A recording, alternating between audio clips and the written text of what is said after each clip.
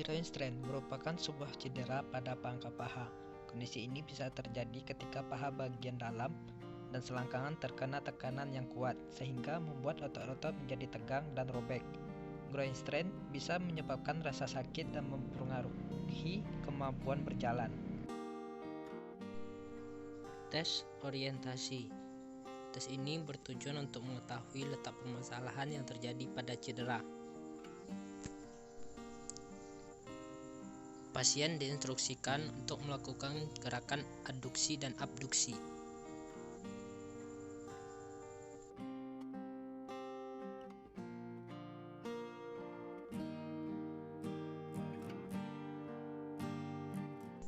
Pemeriksaan nyeri dengan skala FAS.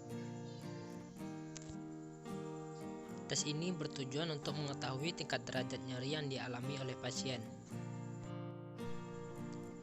Tes yang pertama yaitu tes nyeri gerak. Dapatkan hasil 5 pada skala FAS.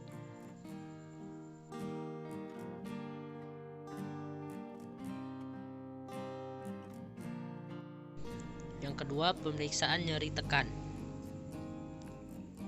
Didapatkan hasil 4 pada skala FAS. Pemeriksaan MMT.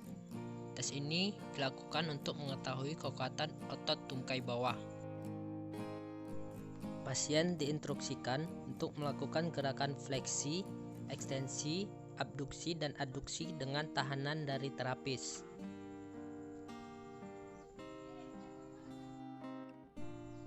Didapatkan hasil pemeriksaan pada gerakan fleksi MMT5, gerakan ekstensi MMT5, gerakan abduksi MMT4, dan gerakan adduksi MMT3.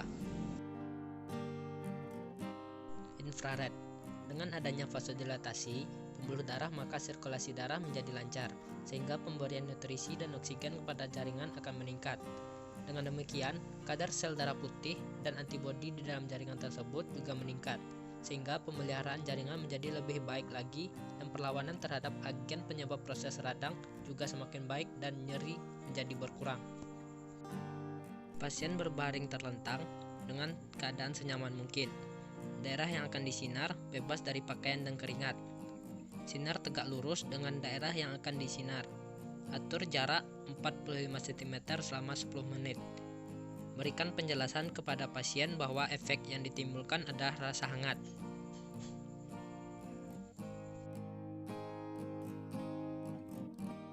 Terapi latihan. Terapi latihan adalah salah satu modalitas fisioterapi dengan menggunakan gerak tubuh baik secara aktif maupun pasif untuk memelihara dan memperbaiki kekuatan otot, ketahanan dan kemampuan kardiovaskular, mobilitas dan fleksibilitas, stabilisasi, relaksasi, koordinasi, keseimbangan dan kemampuan fungsional. Exercise pada groin strain. Pertama, hip abductor straight, kedua hamstring straight, ketiga sit laying lift, keempat straight leg raise, kelima resisted hip fleksi, keenam resisted hip ekstensi, resisted hip abduksi dan resisted hip adduksi. Pertama, hip abductor straight.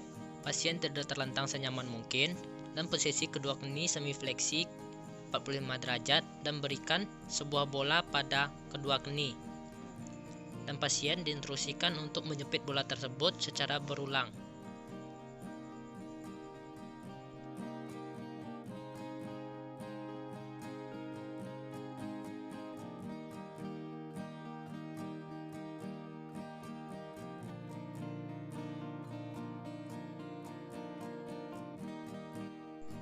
Sit laying lift. Pasien tidur menyamping dengan kepala ditumpu dengan tangan, lalu tungkai yang sehat diposisikan menyilang ke depan paha dan tungkai yang sakit lurus ke depan. Dan instruksikan pasien untuk mengangkat kaki ke atas lalu tahan selama 8 detik.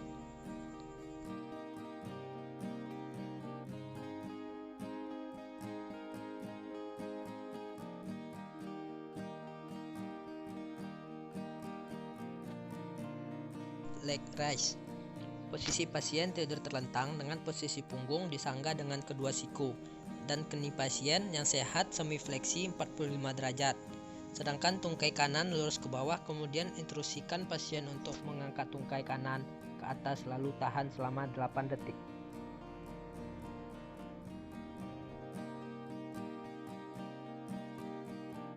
Hamstring straight. Pasien tidur berbaring di dekat dinding, kemudian satu kaki pasien berdiri tegak lurus dan kaki yang sehat lurus ke bawah. Gerakan ini dilakukan secara berulang-ulang atau semampunya pasien.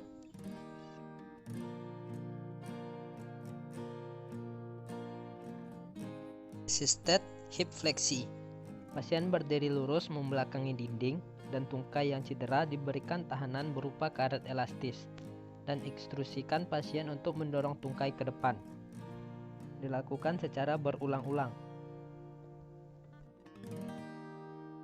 Resisted hip ekstensi. Pasien berdiri lurus menghadap dinding dan tungkai yang cedera diberikan tahanan berupa karet elastis dan instruksikan pasien untuk mendorong tungkai ke belakang.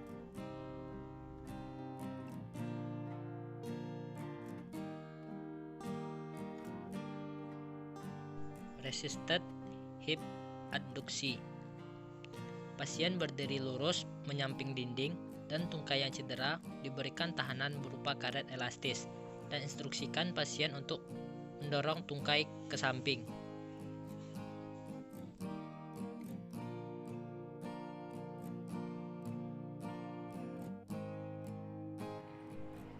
Resisted hip abduksi. Pasien berdiri lurus menyamping dinding dan tungkai yang cedera diberikan tahanan berupa karet elastis. Kemudian instruksikan pasien untuk mendorong tungkai ke samping.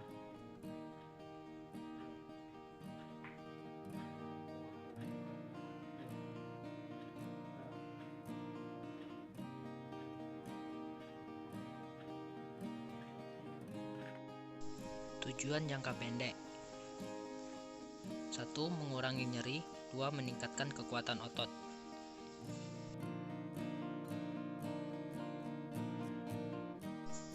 Tujuan jangka panjang: 1. Melanjutkan tujuan jangka pendek. 2. Meningkatkan kemampuan fungsional secara maksimal. Edukasi pasien. Pertama, disarankan untuk tidak melakukan pekerjaan yang berat cedera. 2. Disarankan untuk melakukan terapi latihan di rumah yang telah diajarkan oleh terapis.